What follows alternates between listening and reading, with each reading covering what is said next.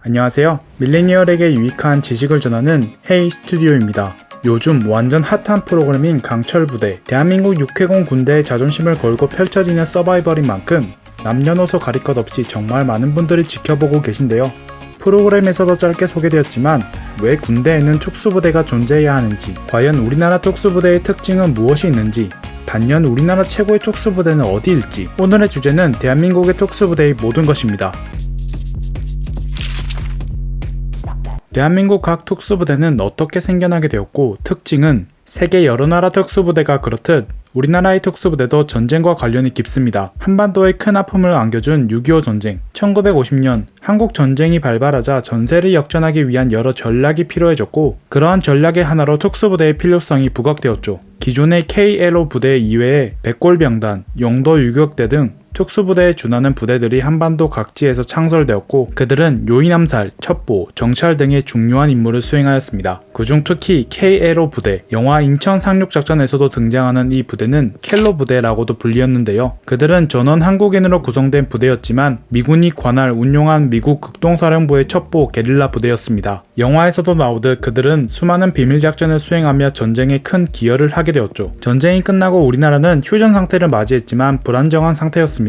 대낮에 120명의 무장공비가 침투한 삼척 무장공비 사건 등 안보에 큰 위협이 되는 사건들이 연이어 발생하게 되고, 이후에도 북한은 끊임없는 도발을 해왔죠. 이에 우리나라 육군도 특수전 부대의 규모를 대폭 늘릴 필요성을 느끼게 되었고, 한국 전쟁 이후 켈로 부대가 속한 제1공수특전단을 비롯한 여러 부대를 통합하여 육군 특수전사령부를 창설하게 되었습니다. 이 육군 특수전사령부의 예하 부대를 줄여 특전사하로 부르는 것이죠. 육군 특수전사령부의 직할 특수임무 부대이자 707 특임대로 알려진 제707 특수임무단은 처음에는 12.12 사태와 같은 혼란의 과도기에서 만약의 경우에 대비해 새 특전사령관을 경호하는 사령관 친위대로서의 역할이 직접적인 창설 계기였으나, 이후 혼란이 안정화되고 쿠데타의 가능성이 희박해짐에 따라 직접적인 경호 임무는 차차 없어졌고, 올림픽과 같은 테러 상황 가능성을 대비하며 대테러, 정밀타격 임무 등에 특화된 부대로 전환되었습니다. 최근 707 특임단은 드라마 태양의 후예의 배경부대로 등장하며 큰 관심을 받기도 했죠. 드라마에서도 나오듯 707 특임단은 육군 특수전사령부 사령관의 직속 병력으로 특수전사령부의 엘리트 병력으로 구성되어 있습니다.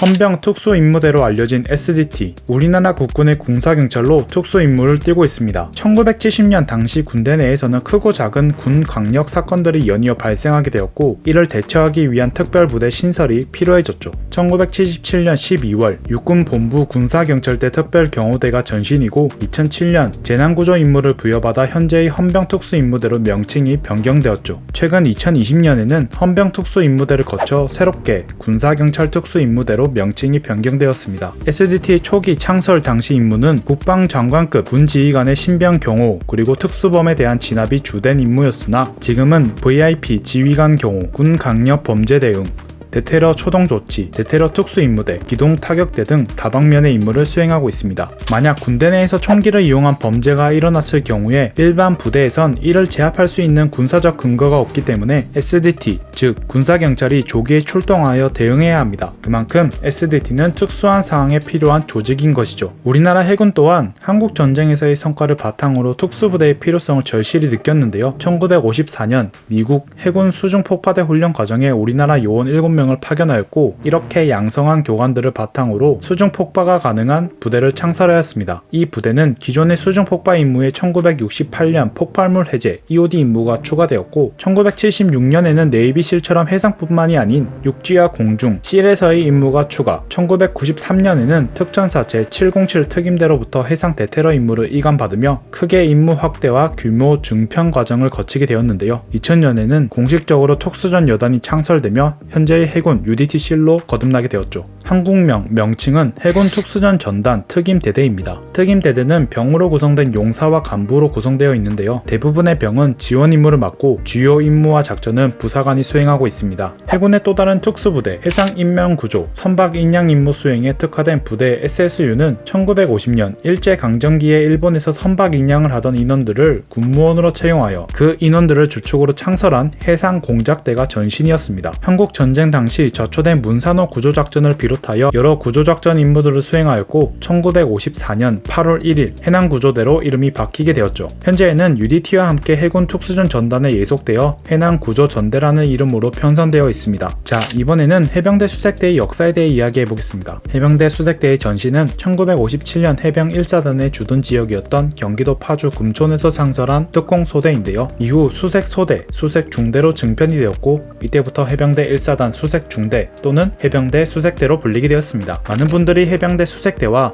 해병대 특수수색대의 차이가 무엇인지 궁금해 하실 텐데요. 해병대 특수수색대는 2018년 5월 1일 새롭게 창설된 해병대 사령부 직할 부대로 기존의 병위주의 수색대의 한계와 약점을 극복하기 위해 해병대에서도 간부 위주의 작전 부대가 필요하다고 판단해 만들어진 부대입니다. 아무래도 병 복무 기간이 3년인 시절과 현재의 복무 기간은 큰 차이가 있기 때문에 완전한 간부 편제를 목표로 새롭게 특수수색대라는 이름으로 만들게 된 것이죠. 해병대 수색대의 주요 임무는 전시에는 본격적인 작전에 앞서 상륙 예정지로 침투해 적 상황을 파악하는 척후 역할을 수행하며 평시에는 해상 선박 보호 및 검문 검색하는 임무를 수행하고 있습니다. 이외에도 공군의 특수부대인 CCT, 영화 아저씨에 등장하는 정보사 특수부대인 UDU 등이 있는데요. 오늘은 강철부대에 등장하는 우리나라 특수부대에 대해서만 다뤄보도록 하겠습니다.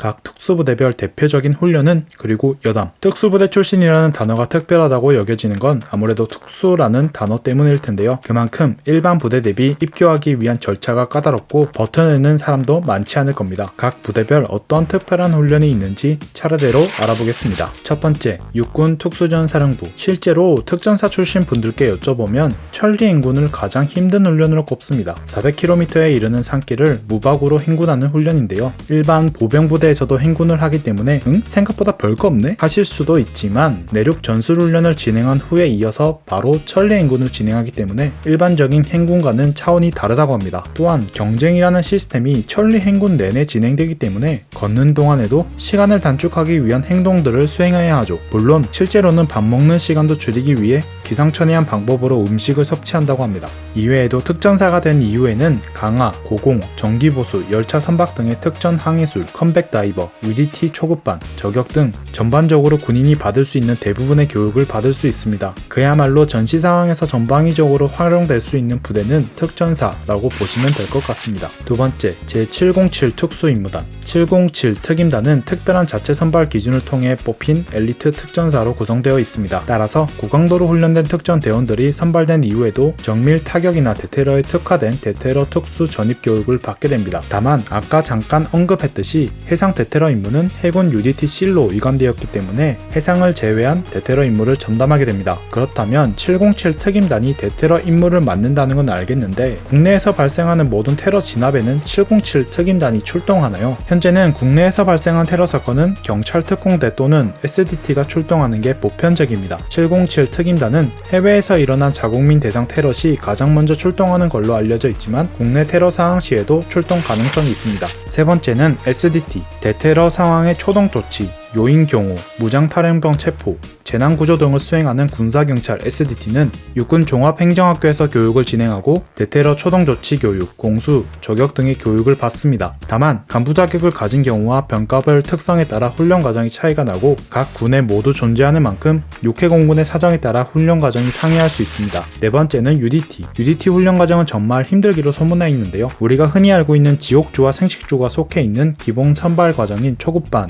B6를 먼저 이수해야 합니다. 제가 해군을 나왔기 때문에 실제로 봤던 장면이 있는데 철봉 위에서 두 손이 묶인 채 식판 위에 밥을 먹던 UDT 훈련생의 표정이 아직도 기억에 남습니다. 120시간의 무수면 훈련인 지옥주, 아무것도 먹을 수 없는 섬에서의 훈련, 생식주 기간을 버티고 나면 기본 공수교육과 대테러 훈련 과정을 이수할 수 있습니다. 그러고 나면 비로소 자대 배치를 받게 되는데요. 자대에선 추가로 실무교육, 전술 응급처치나 브리칭, 저격 등의 주특기 훈련을 이수하게 됩니다. 특히 UDT-C는 우리에게 잘 알려진 아덴만 작전을 수행한 부대로도 유명한데요. 실제 작전 현상을 본 사람들은 너무나 완벽한 진압 작전을 보고 감탄을 금치 못했다고 합니다. 다섯 번째는 SSU, 해상인명구조 및 선박 인양 임무 수행에 특화된 부대. SSU는 UDT와 같은 해군 특수전 전단에 속해 있습니다. 병은 12주, 부사관은 26주, 장교는 28주의 교육 이수 기간을 거치게 되는데요. 대부분이 잠수와 관련된 훈련으로 이루어져 있습니다. 그렇다 보니 다른 부대에선 볼 수 없는 독특한 훈련들이 존재하는데요. 바닷물이 가득한 물안경을 쓰고 먹는 식사훈련, 그리고 차수 PT 등이 대표적입니다. 마지막 6번째는 해병대 수색대. 상어 마크와 녹색 베레모로 유명한 해병대 수색대는 정말 높은 기준의 훈련 강도를 자랑합니다. 부사관은 총 41주, 병은 19주의 기본 훈련 과정을 이수해야 하는데 이 과정 내에는 이병 및 평형 1km, 핀 수영 1.8km 완주를 제한 시간 내에 완수해야 하고 5일간 식사량을 50%로 줄이고 하루 1시간 수면 상태에서 해상 패들링 30km, 행군 70km 등의 고강도 훈련을 수행해야 합니다. 단 모든 이동 과정에는 고무보트, IBS가 함께합니다.